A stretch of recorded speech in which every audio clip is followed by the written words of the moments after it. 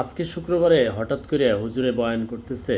পবিত্র শুক্রবার জুমার দিনে ন্যাচারাল বয়ানের মধ্যে তিনি বলতেছেন যে ইফতারের করার ফজিলত বলতেছেন, সেহরির ফজিলত বলতেছেন। তো তিনি এর মধ্যে বললেন যে হিন্দু এবং মুসলিম একসাথে ইফতার করা যাবে না। আমরা অনেক সময় দেখি কি, ধরুন একটা কালচারাল প্রোগ্রাম, সাংগঠনিক প্রোগ্রামে আপনার একটা সংগঠনে বিভিন্ন মতের, বিভিন্ন পথের, বিভিন্ন ধর্মের ক্যাটাগরির মানুষ থাকে। তখন ইফতার যখন আয়োজন করা হয় সাধারণত সেখানে হিন্দুরা যদি সংগঠনে থাকে আপনার তখন কিন্তু তারা আপনার ইফতারিতে অ্যাটেন্ড করলে কী হয়, একসাথে বসে ইফতারটা করা হয়। কিন্তু এখন হুজুর বয়ানে বলছেন যে যদি সে অংশগ্রহণ করেই, তবে মুসলমান যারা রোজা রেখেছে তারা যখন ইফতার করবে একসাথে যেন ইফতারটা না করে, তাতে একটু অসুবিধা। তাকে যেন আলাদা করে একটু ইফতারের ব্যবস্থা করে, ইফতার কিংবা খাওয়ার সাথে রোজা রাখে নাই।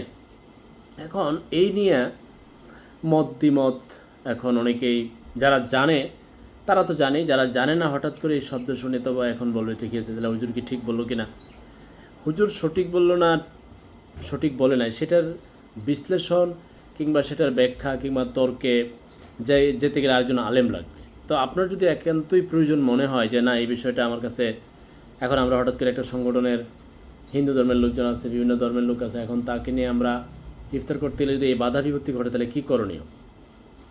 সহজ সমাধান আছে।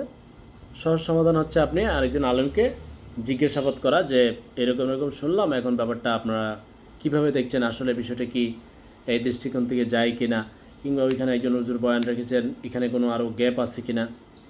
এছাড়া আপাতত কিছু বলা যায় না। আর স্বাভাবিক দৃষ্টিকোণ থেকে যদি আপনি দেখেন যে ঠিক আছে, হিন্দু ধর্মের একজন আসছে, ওকে যদি আলাদা করে দেই, ব্যাপারটা কেমন দেখায়। আর ব্যাপারটা কেমন দেখানোর আগে ইসলাম যদি সঠিক সমাধান দিয়ে থাকে, তাহলে তো একজন মুসলিম হিসেবে আপনার কেমন দেখা যায় এটা ভাবলে হবে না, ইসলামে যদি সঠিক ফয়সালা থাকে।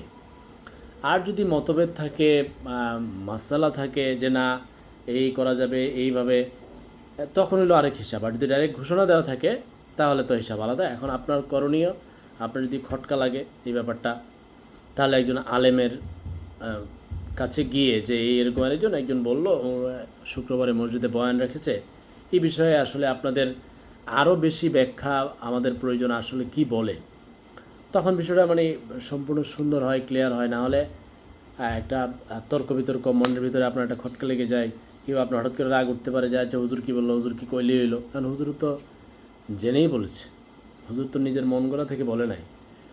এখন হুজুরের কথার কাউন্টার দিতে গেলে আপনাকে হয় এটার গভীরে গিয়ে জানতে হবে, না হলে আরেকজন আলেমের কাছে যেতে হবে যে একজন হুজুর তো এরকম বললো। এছাড়া এই হুজুরের পাল্টা ব্যাখ্যা, এই হুজুরের কথার একেবারে বিপরীতে অবস্থান নেওয়াটা ঠিক হবে না।